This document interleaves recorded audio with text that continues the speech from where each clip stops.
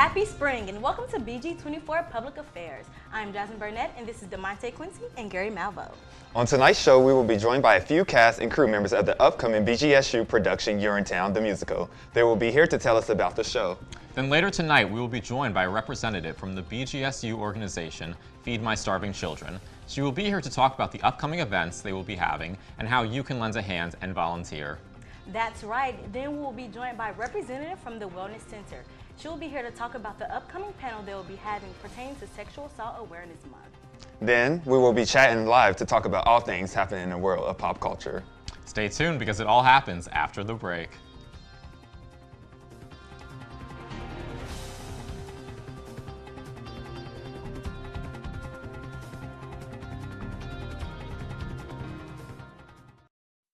I am flushed with excitement to introduce our next guest. With the semester coming to a close, students may be looking for entertainment that is overflowing with comedy, drama, and a lot of heart.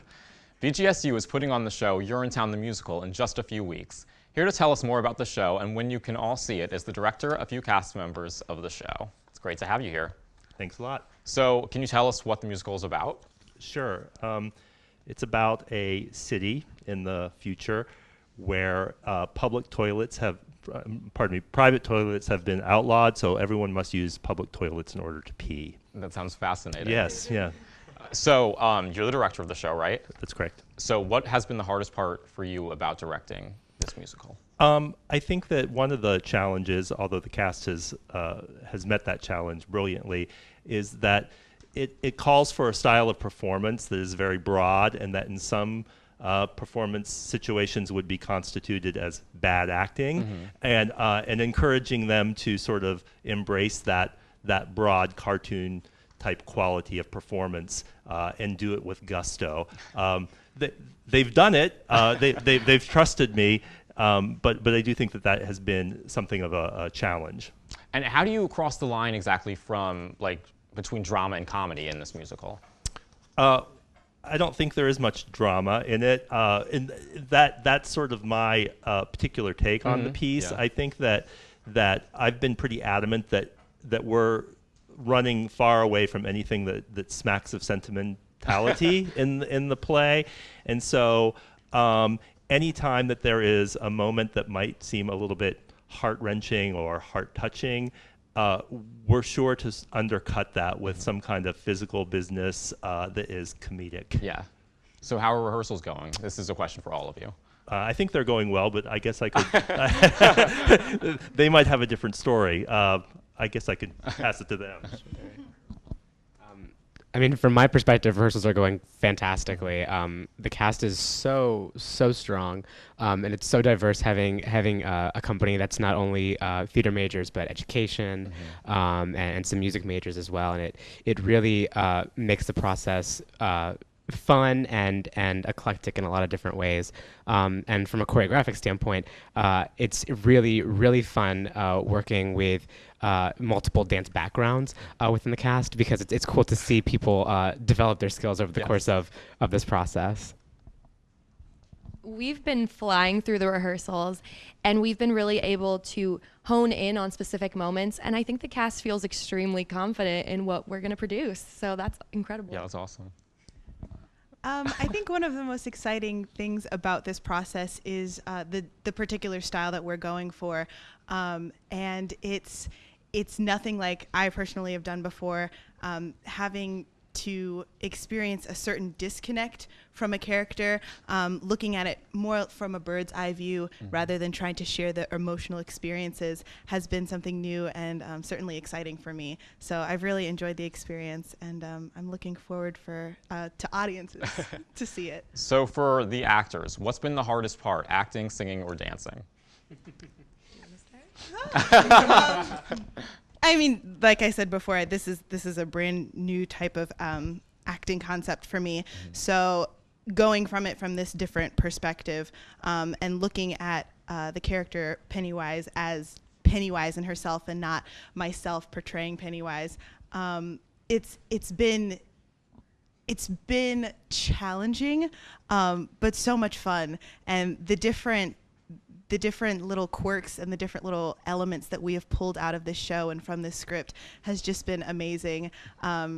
I know that every rehearsal, we can see something 100 times and we'll still laugh at it because it's so funny. And I think it's a good sign to say, you know, when we think it's funny, it's a good sign so that hopefully audiences will think it's funny too. Hopefully.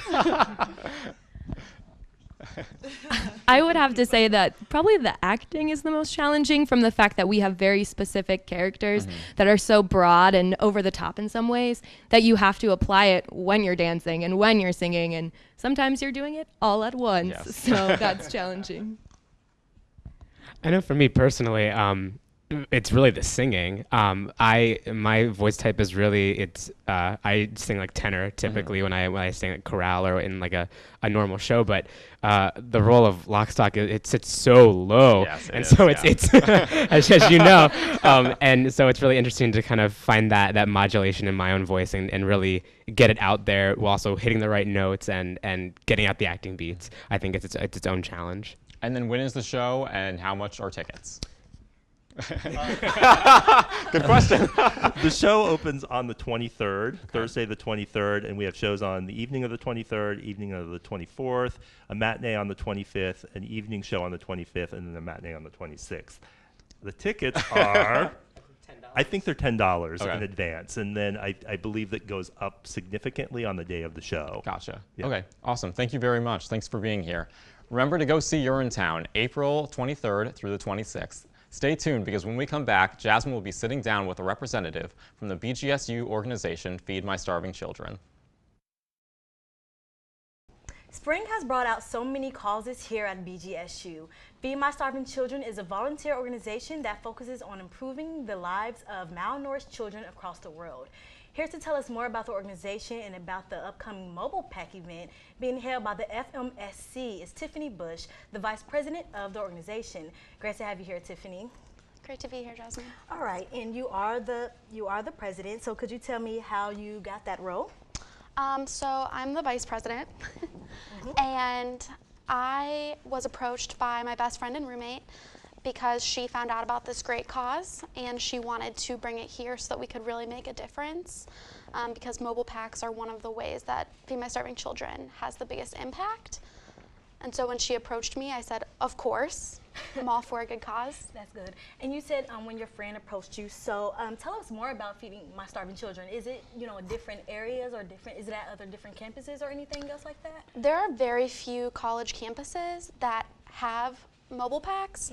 There are, I think, 5 permanent sites in the United States that pack every day of the week, and then various mobile packs. One of the only universities in the nation to have a mobile pack is Miami University down in Oxford, and so we're kind of a trendsetter in the university world. That's good. That's good. BG is known for great things, but this is even better. This is even better. Okay, so how long has the organization been on BG's campus? So Nicole Sloan, our president, approached me with the idea last January. Okay.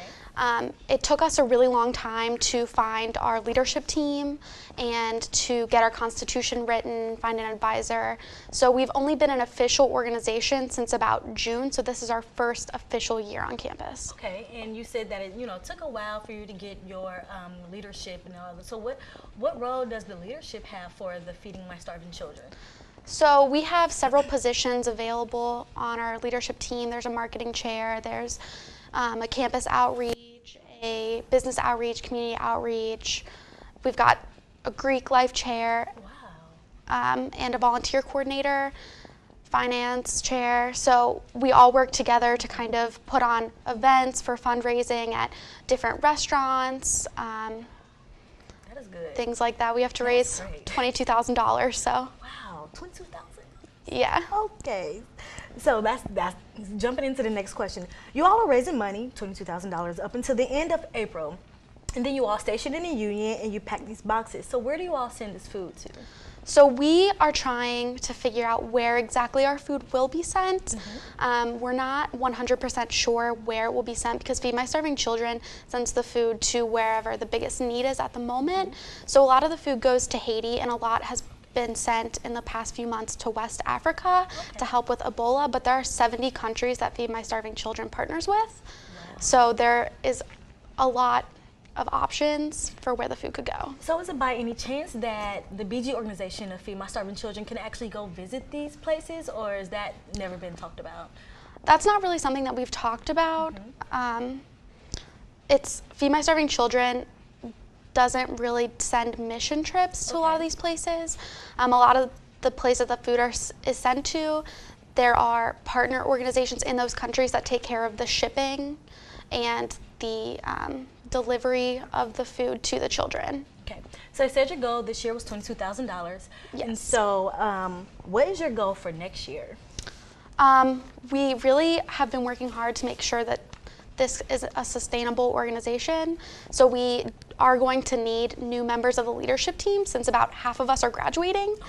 So we're hoping to kind of expand our horizons, get some new faces in, preferably some people that are younger and can stick with it and really make a difference over there. And are you one of the people who are graduating? I am, okay. yeah. Congratulations. Thank you. Are you graduating in May? Yes. Oh, party at your place.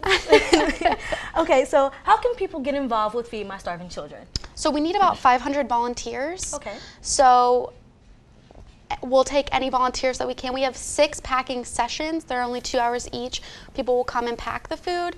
And then we also need help on Friday night, April 24th, and Sunday afternoon, April 26th, to help set up and tear down for the event. Okay, and who, if I wanted to be a volunteer or anybody wants to be a volunteer, who do we contact to be a volunteer? Well, if you would like to email me, you can. Okay. Or we also have a web page, our fundraising page. If you get on to fmsc.org, you can click on mobile packs, scroll down to Ohio, find BGSU, and then click on that. Once you're there, just click volunteer to pack.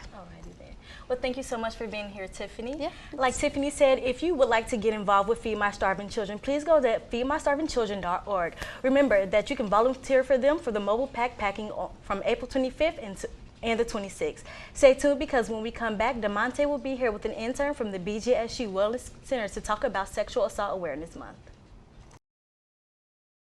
With it being Sexual Assault Awareness Month, many students and organizations here at BGSU have been trying to raise awareness in different ways. The Wellness Center is taking action by putting together a sexual violence panel for students to come and educate themselves on the issue. Here to tell us more about the panel is Sarah Music, an intern with the Wellness Connection. Great to have you here, Sarah. So before we jump into the panel and what the panel is all about, do you have any background info of sexual violence? Yeah, so as an intern at the Wellness Connection, one of my jobs is to come up with awareness activities for campus. So as we said, April is Sexual Assault Awareness Month, so planning a sexual assault panel to try to raise awareness. So on campus, on college campuses, 1 in 5 women are sexually assaulted, typically in their freshman or sophomore years. So it's definitely something we want to bring awareness to help prevent that. And that is a very serious topic because within the past year, I know at the beginning of this school year, the 2014 to 2015 school year, I heard a lot of incident with college students. So for you and the Wellness Connection to bring that panel to campus is very important just to educate them on how they can prevent sexual assaults. So with the background info, is there any statistics? Do you know any certain numbers or? Yeah, so as I said, 1 in 5 women on a college campus will be sexually assaulted, typically in her freshman or sophomore year, and 75 to 80% will know her attacker. So it's important to know that it's not a stranger, it can happen to anyone, so we definitely want to reduce that number. Right, and with knowing that it can happen to 1 in 5 women in their sophomore year, how can we, with knowing that information, how can we decrease the sexual violence on campus? Is there any way students can? Yeah, so definitely the first step is awareness. So going to things like these panel, joining the It's On Us campaign. So being aware of these statistics and knowing that it does happen is the first step. To prevent it, we like to encourage people to take training such as the It's On Us bystander intervention training. So if you see something that doesn't look right, maybe you're out on town or something. Typically, if you think it doesn't look right, it's probably not. So knowing when you can step in, what you can do to help to try to help someone else. That's what I heard with a lot of those incidents. Even the person who's a bystander and they're is as guilty as if they don't get the chance to prevent it in the incident. So how did you become involved with the panel? Yeah, so I'm a public health major. So as part of my classes that I have to take. I have to do an internship. I'm also a peer educator with the Wellness Connection, so that's how I kind of got involved there. So being an intern, obviously it's April, so we're Yes. doing the panel to raise awareness. So it's just something that I thought would be useful for many people on campus. That is good you're getting involved. So with the flyers, I've seen that y'all are partnered with the Wood County Hospital and other partners. Who all are part of this panel? Yeah, so I actually have 9 panelists that are coming, all different offices on and off campus. So we have the Dean of Students to tell us kind of about what a conduct case would look like if you were to report a sexual assault. Like I said, like you said, the Wood County Hospital. We have the director of the emergency department coming to talk about sexual assault nurses and how they process if you were to go to the hospital after a sexual assault had happened. We have the SAFE Center, which is the Sexual Assault Rape Crisis Center. We have all different offices on campus, the Counseling Center. So hopefully pooling all these resources together to try to help answer questions for people. I heard you mention that different experts will be a part of this panel. Is this panel an interactive panel? Will students get to ask the professional question, or is it just a professional just talking about, just giving the students different lessons? How is the panel set up? Yeah, I'm hoping that it's going to be mostly student-led, students asking questions, because again, we want them to get their questions answered so they can better help themselves and help others prevent sexual assault. That is great. Will the panel be offered just this one time, or is there many times a year that this panel will be offered? Yeah, this is just something that I came up with this semester. Obviously, if students like it, I'm sure they'd be happy to bring it back next year as well. Like I said, peer educators, we're also at the Wellness Connection, and we have a sexual assault presentation that we can bring to your classroom or your student organization. So if it's something people are interested, they should contact the Wellness Connection. I'm quite sure a lot of organizations will reach out, especially after attending the panel. Is there anything else you want us to know about the panel? Or? Like we said, it's sexual violence, so that covers things ranging from, it's kind of an umbrella term, so sexual assault, rape, sexual harassment, so any of those types of things. So don't feel like you only have to come if you've been involved or know someone with a specific incident. So it's pretty much open to anyone. Any students, yeah. Yep. Thanks again for being here, Sarah. Remember to attend the sexual violence panel put on by the Wellness Connection on Monday, April the 20th in room 314 in the BGSU Student Union from 12:30 to 1:30 p.m. Stay tuned, because when we come back, we will be discussing all things happening in the world of pop culture. Welcome back to BG24 Public Affairs. So it's discussion time. Yes, it is. I actually have some very unfortunate news. Now, you know I love talking about Taylor Swift, but she recently announced to her fans on Tumblr that her mom has been diagnosed with cancer. So I feel like I know Taylor Swift's mom. I've never met her, but I just feel like I know her just because she's been on like all the tours. Like she's pretty like a big part of Taylor Swift's life. Taylor Swift wrote a song about her called The Best Day. I don't know, so yeah. I saw the E-News clip of it, and then one thing Taylor Swift mentioned about her mom is that her mom is one of her biggest supporters. And She I really mean, that is. speaks about her character Yeah. itself. It's unfortunate that she had cancer, and cancer is a difficult thing to deal with. Yeah. And I know she's not announcing what type of cancer it is, because she said that she wants like that to be like with her family and friends right now. But she is telling people that they need to tell their parents to go get checked. Yeah, I seen that. I actually seen that. I can't remember what. I know it wasn't on her Tumblr because I don't have a Tumblr. Yeah. But I guess like once it hit like news and media waves and all that good stuff, she said that she just was talking to her mom one day and told her mom that she needs to go get checked. This is something serious, and she said she needed to be getting checked. And it, the results did come back that she did have cancer.